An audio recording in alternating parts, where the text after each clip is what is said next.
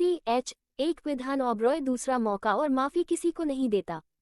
Please please boss छोड़ दो, मुझे जाने दो, मुझे गलती हो गई। मैं लालच में बिल्कुल अंधा हो चुका था। पैसों के लालच ने मेरी बुद्धि को ही भ्रष्ट कर दिया था। मुझे मेरी गलती का एहसास हो गया है। एक आखिरी मौका प्लीज बॉस, बस एक आखिरी मौका दे दो। मैं एक ईमानदार मैनेजर बनकर आपको दिखाऊंगा।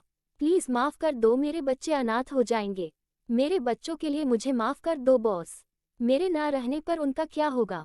कौन उनकी परवरिश करेगा? प्लीज बॉस, मेरी बीवी बच्चों के खातिर मुझे माफ करके एक मौका दे दो। बेसमेंट के एक कमरे में एक आदमी सामने अंधेरों की ओर देखते हुए अपने घुटनों के बल बैठे गिड़गिड़ाते हुए बोला, मौका मौका मौका, सिर्फ एक मौका चाहिए। तुम्हें यही ना? अंधेरों में से किसी की एक बहुत ही डरावनी आवाज उस बेसमेंट के कमरे में गूंजी, जो वहां मौजूद सभी को कांपने पर मजबूर कर रही थी।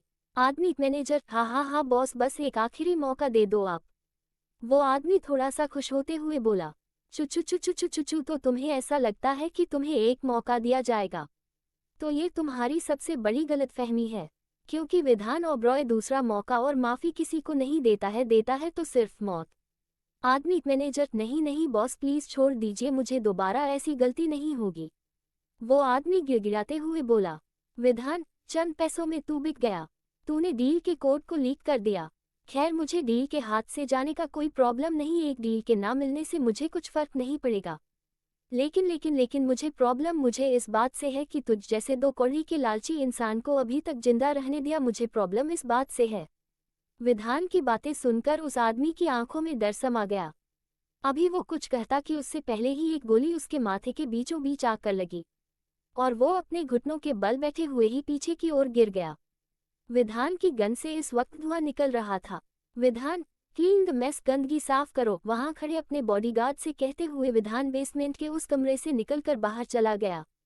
विधान को बाहर आता देख बाहर खड़े गार्ड ने जल्दी से जाकर वहां खड़ी एक बड़ी सी ब्लैक कलर की गाड़ी का पिछला दूर ओपन करके वो सिर झुकाकर खड़े हो गए।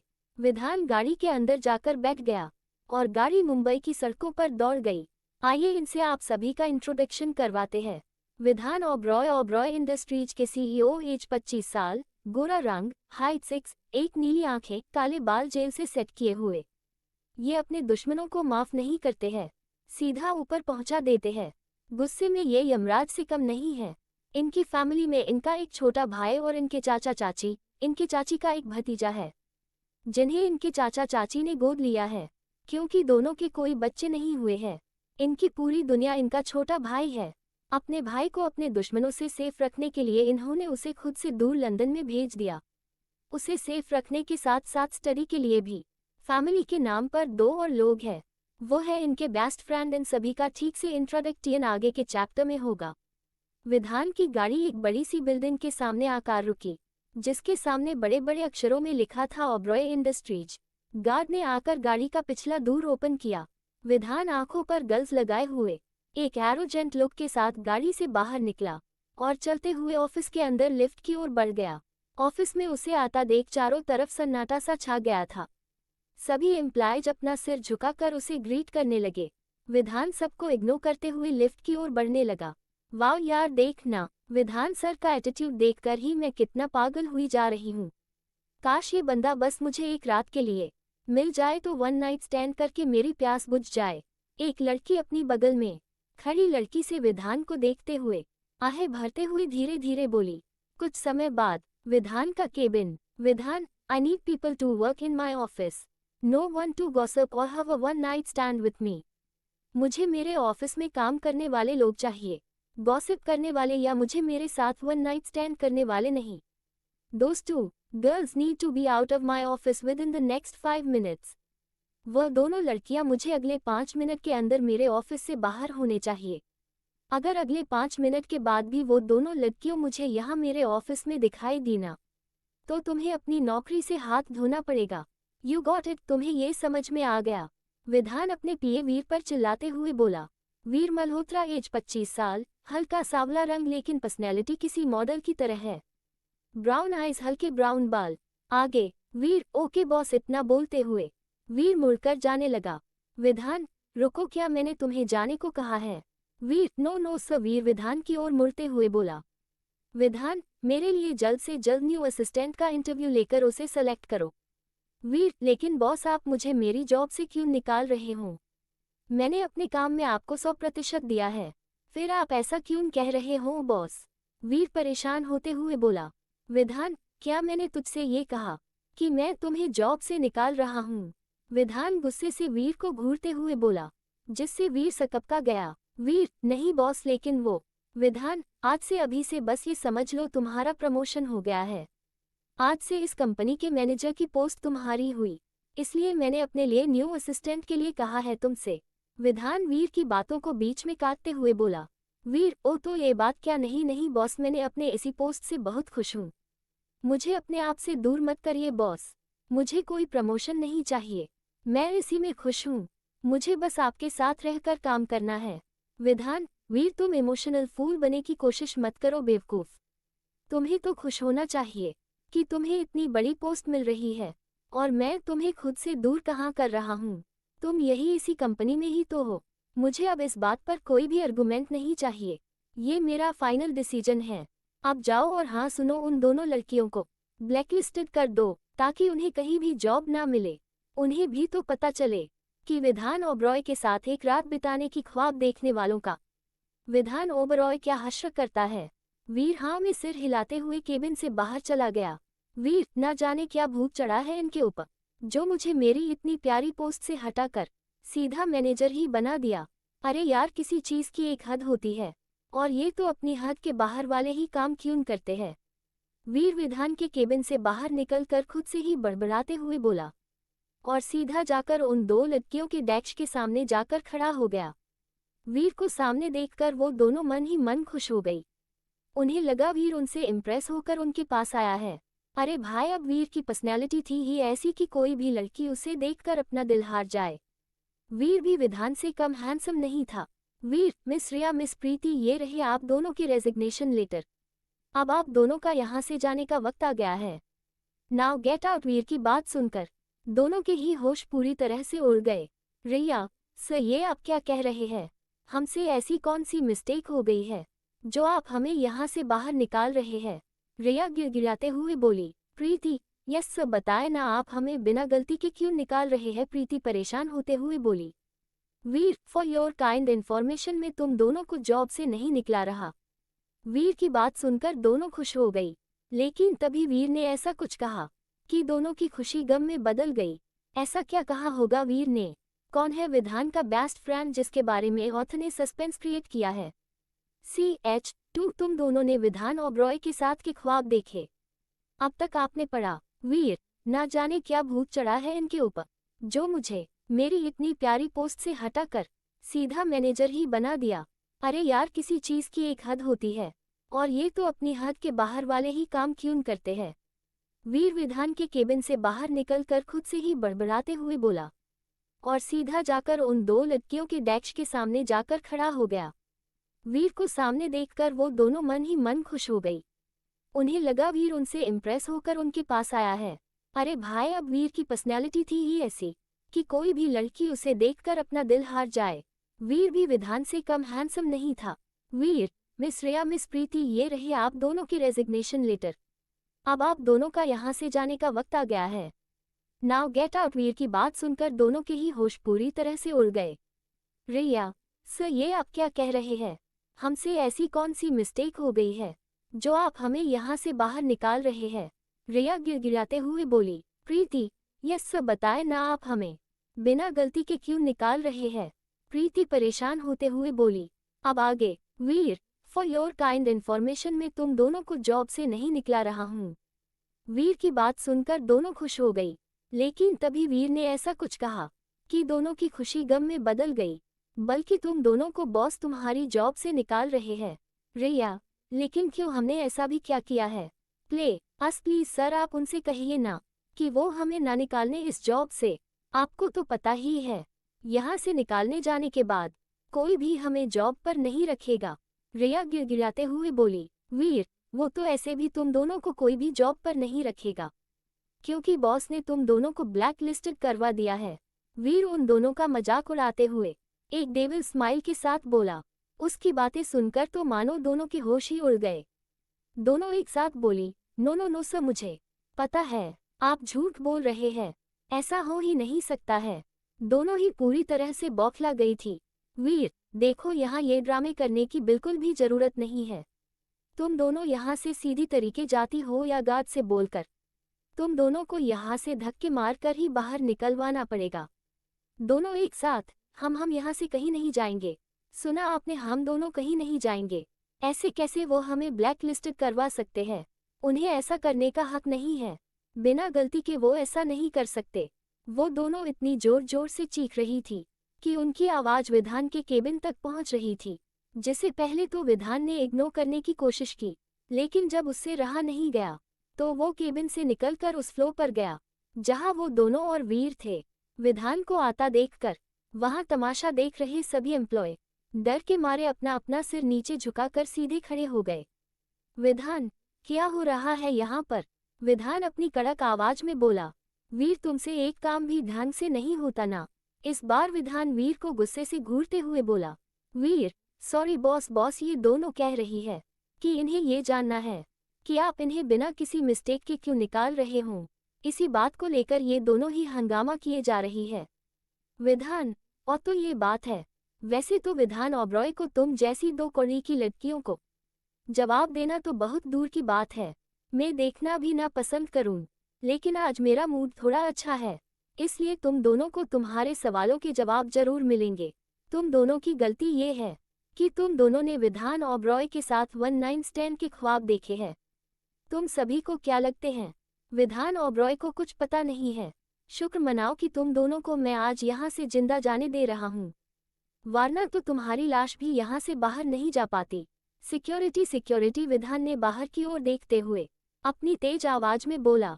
विधान की आवाज सुनकर सिक्योरिटी गार्ड भागते हुए अंदर आए और विधान के सामने सर झुका कर करके खड़े हो गए।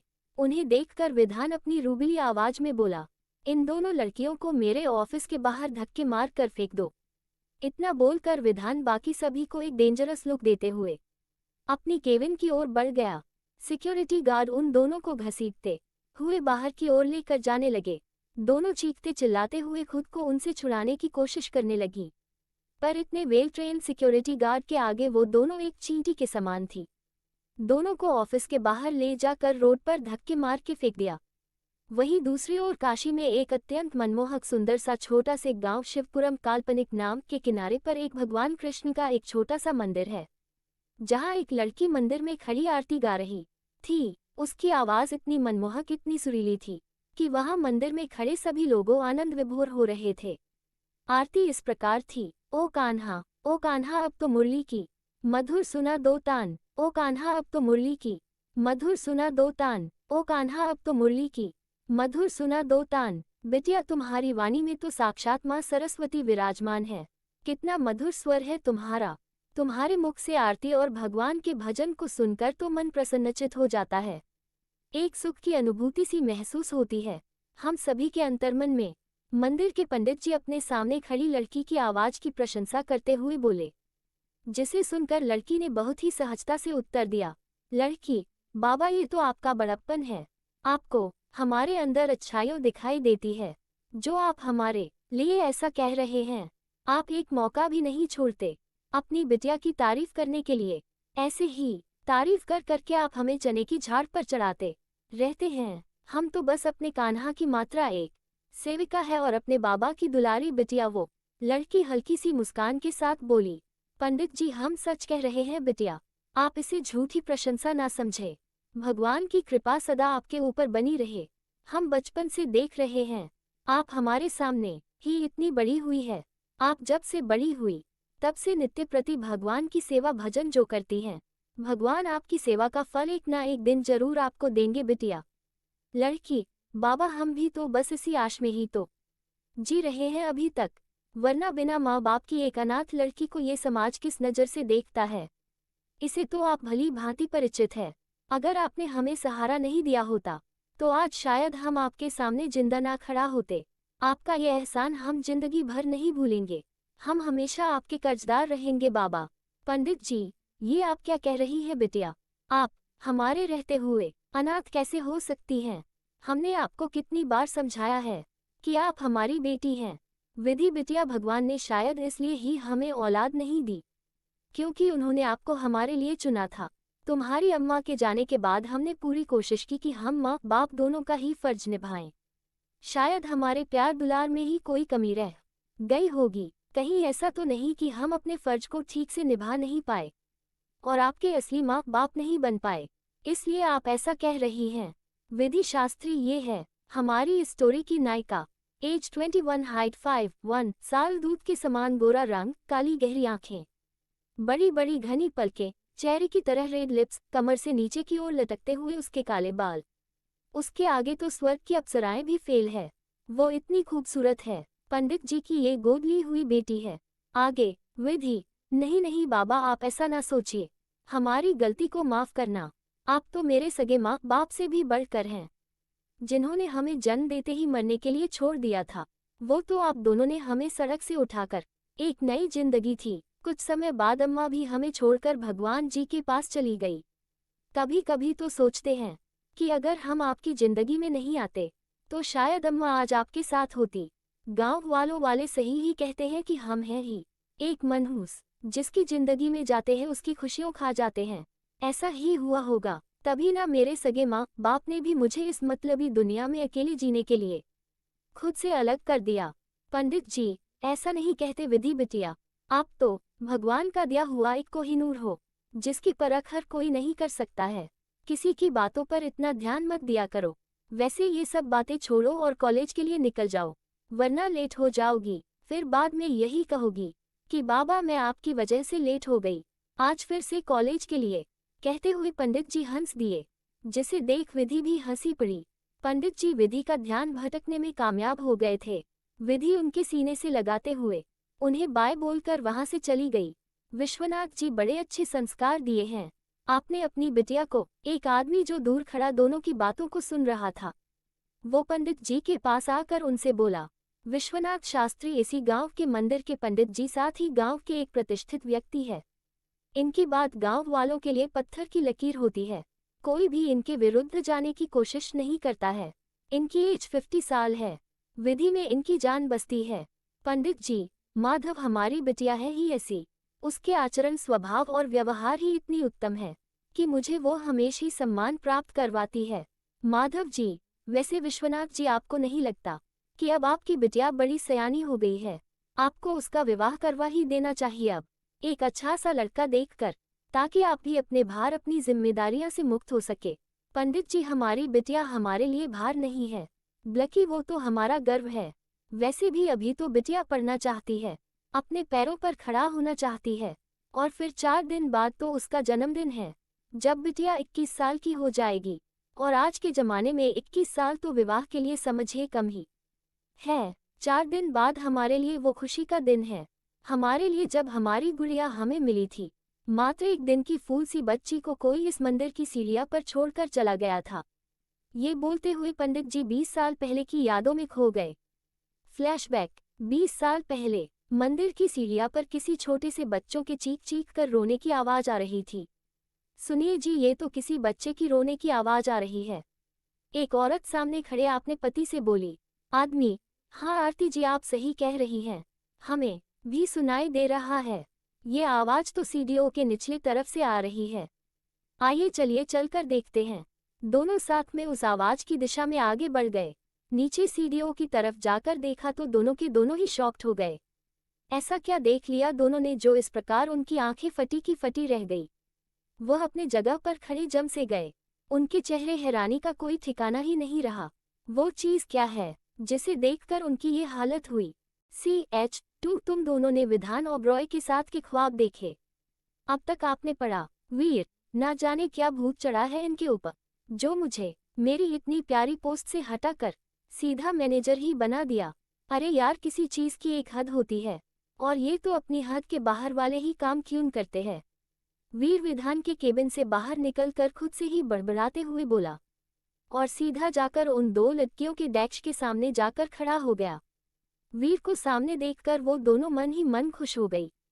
उन्हें लगा वीर उनसे इम्प्रेस होकर उनके पास आया है। अरे भाई, अब वीर की पर्सनैलिटी थी ही ऐसी कि कोई भी लड़की उसे देखकर अपना दिल हार जाए। वीर भी विधान से कम हैंडसम नहीं था। वीर, मिस रिया, मिस प्रीति, ये रहे आप दोनों के रेजिग्नेशन लेटर। अब आप दोनों का यहाँ से जाने का वक्त आ गया है। Now get out. वीर की बात सुनकर दोनों के ही होश पूरी तरह से उड़ गए। रिया, सर ये आप क्या कह रहे हैं? हमसे ऐसी कौन सी मिस्टेक हो गई है जो आप हमें यहाँ से बाहर निकाल रहे हैं? रिया गिड़गिड़ाते हुए बोली। प्रीति, यस सर, बताएं ना आप हमें बिना गलती के क्यों निकाल रहे हैं? प्रीति परेशान होते हुए बोली। अब आगे। वीर, फॉर योर काइंड इन्फॉर्मेशन में तुम दोनों को जॉब से नहीं निकला रहा हूँ। वीर की बात सुनकर दोनों खुश हो गई, लेकिन तभी वीर ने ऐसा कुछ कहा कि दोनों की खुशी गम में बदल गई। बल्कि तुम दोनों को बॉस तुम्हारी जॉब से निकाल रहे हैं। रिया, लेकिन क्यों? हमने ऐसा भी क्या किया है? प्लीज सर, आप उनसे कहिए ना कि वो हमें ना निकालने इस जॉब से। आपको तो पता ही है, यहाँ से निकालने जाने के बाद कोई भी हमें जॉब पर नहीं रखेगा। रिया गिड़गिड़ाते हुए बोली। वीर, वो तो ऐसे भी तुम दोनों को कोई भी जॉब पर नहीं रखेगा, क्योंकि बॉस ने तुम दोनों को ब्लैक लिस्टेड करवा दिया है। वीर उन दोनों का मजाक उड़ाते हुए एक डेविल स्माइल के साथ बोला। उसकी बातें सुनकर तो मानो दोनों के होश ही उड़ गए। दोनों एक साथ बोली, नो नो नो सर, मुझे पता है आप झूठ बोल रहे हैं, ऐसा हो ही नहीं सकता है। दोनों ही पूरी तरह से बौखला गई थी। वीर, देखो यहाँ ये ड्रामे करने की बिल्कुल भी जरूरत नहीं है। तुम दोनों यहाँ से सीधी तरीके जाती हो या गार्ड से बोलकर तुम दोनों को यहाँ से धक्के मारकर ही बाहर निकलवाना पड़ेगा। दोनों एक साथ। हम यहाँ से कहीं नहीं जाएंगे। सुना आपने, हम दोनों कहीं नहीं जाएंगे। ऐसे कैसे वो हमें ब्लैक लिस्टेड करवा सकते हैं? उन्हें ऐसा करने का हक नहीं है। बिना गलती के वो ऐसा नहीं कर सकते। वो दोनों इतनी जोर जोर से चीख रही थी कि उनकी आवाज विधान के केबिन तक पहुंच रही थी, जिसे पहले तो विधान ने इग्नोर करने की कोशिश की, लेकिन जब उससे रहा नहीं गया तो वो केबिन से निकलकर उस फ्लोर पर गया जहां वो दोनों और वीर थे। विधान को आता देखकर वहां तमाशा देख रहे सभी एम्प्लॉय डर के मारे अपना अपना सिर नीचे झुकाकर सीधे खड़े हो गए। विधान, क्या हो रहा है यहाँ पर? विधान अपनी कड़क आवाज में बोला। वीर, तुमसे एक काम भी ढंग से नहीं होता ना? इस बार विधान वीर को गुस्से से घूरते हुए बोला।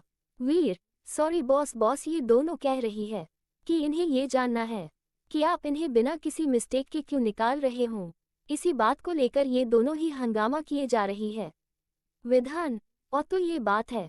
वैसे तो विधान ओबरॉय को तुम जैसी दो कौड़ी की लड़कियों को जवाब देना तो बहुत दूर की बात है, मैं देखना भी ना पसंद करूं, लेकिन आज मेरा मूड थोड़ा अच्छा है, इसलिए तुम दोनों को तुम्हारे सवालों के जवाब जरूर मिलेंगे।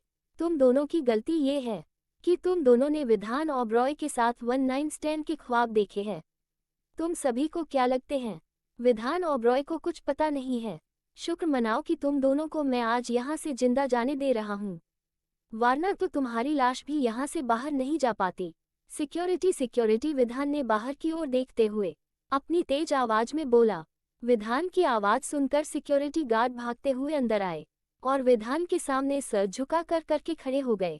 उन्हें देखकर विधान अपनी रूबली आवाज में बोला, इन दोनों लड़कियों को मेरे ऑफिस के बाहर धक्के मार कर फेंक दो। इतना बोलकर विधान बाकी सभी को एक डेंजरस लुक देते हुए अपनी केबिन की ओर बढ़ गया।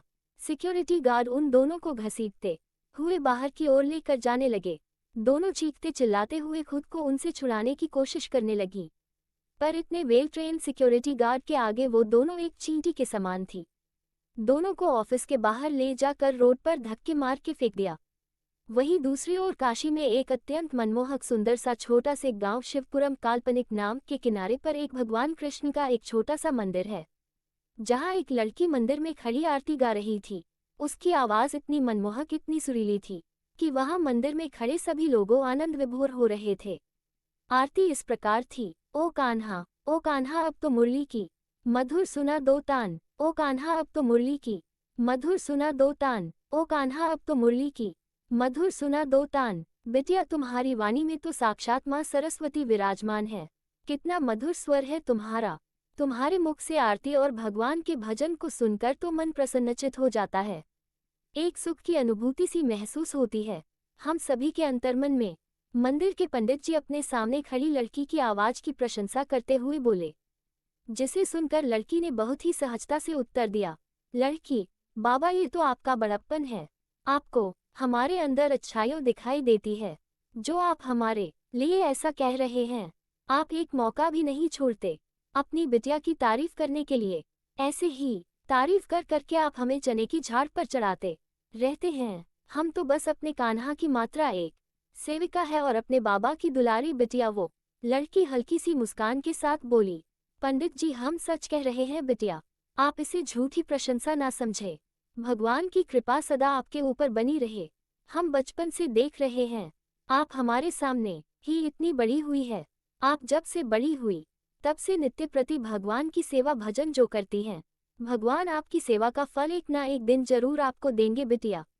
लड़की, बाबा हम भी तो बस इसी आश में ही तो जी रहे हैं अभी तक, वरना बिना माँ बाप की एक अनाथ लड़की को ये समाज किस नज़र से देखता है, इसे तो आप भली भांति परिचित है। अगर आपने हमें सहारा नहीं दिया होता तो आज शायद हम आपके सामने जिंदा ना खड़ा होते। आपका ये एहसान हम जिंदगी भर नहीं भूलेंगे। हम हमेशा आपके कर्जदार रहेंगे बाबा। पंडित जी, ये आप क्या कह रही है बिटिया? आप हमारे रहते हुए अनाथ कैसे हो सकती हैं? हमने आपको कितनी बार समझाया है कि आप हमारी बेटी हैं।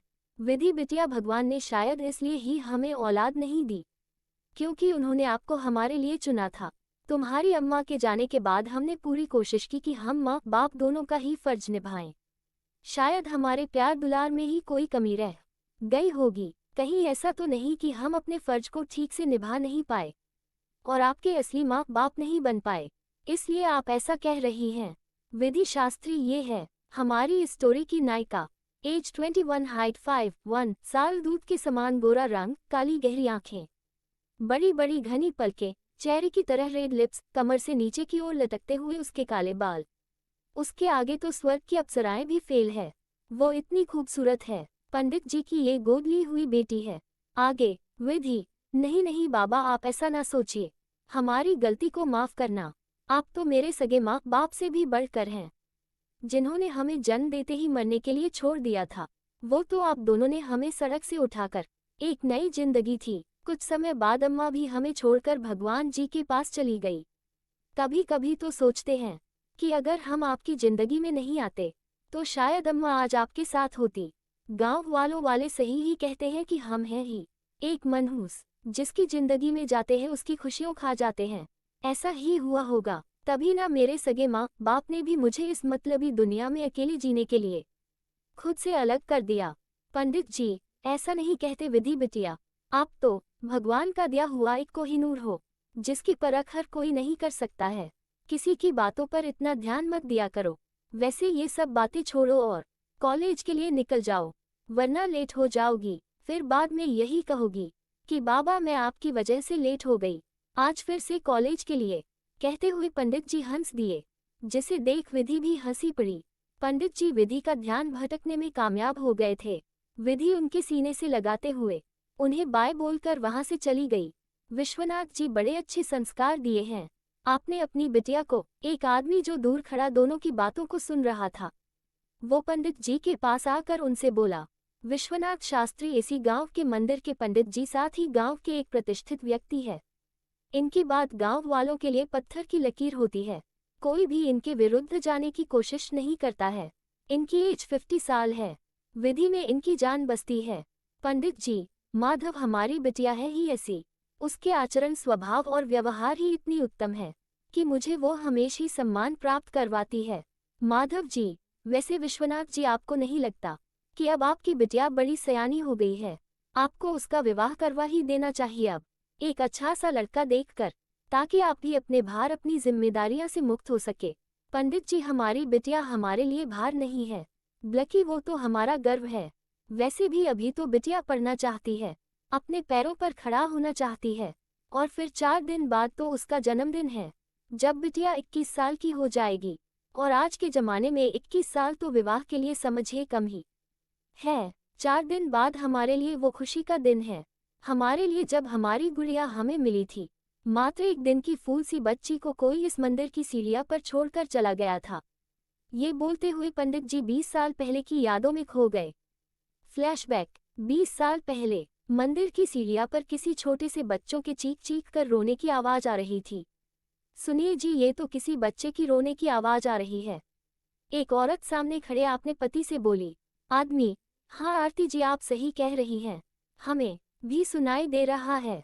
ये आवाज तो सीढ़ियों के निचले तरफ से आ रही है। आइए चलिए चलकर देखते हैं। दोनों साथ में उस आवाज की दिशा में आगे बढ़ गए। नीचे सीढ़ियों की तरफ जाकर देखा तो दोनों के दोनों ही शॉक्ड हो गए। ऐसा क्या देख लिया दोनों ने जो इस प्रकार उनकी आंखें फटी की फटी रह गई। वह अपने जगह पर खड़े जम से गए। उनके चेहरे हैरानी का कोई ठिकाना ही नहीं रहा। वो चीज क्या है जिसे देखकर उनकी ये हालत हुई।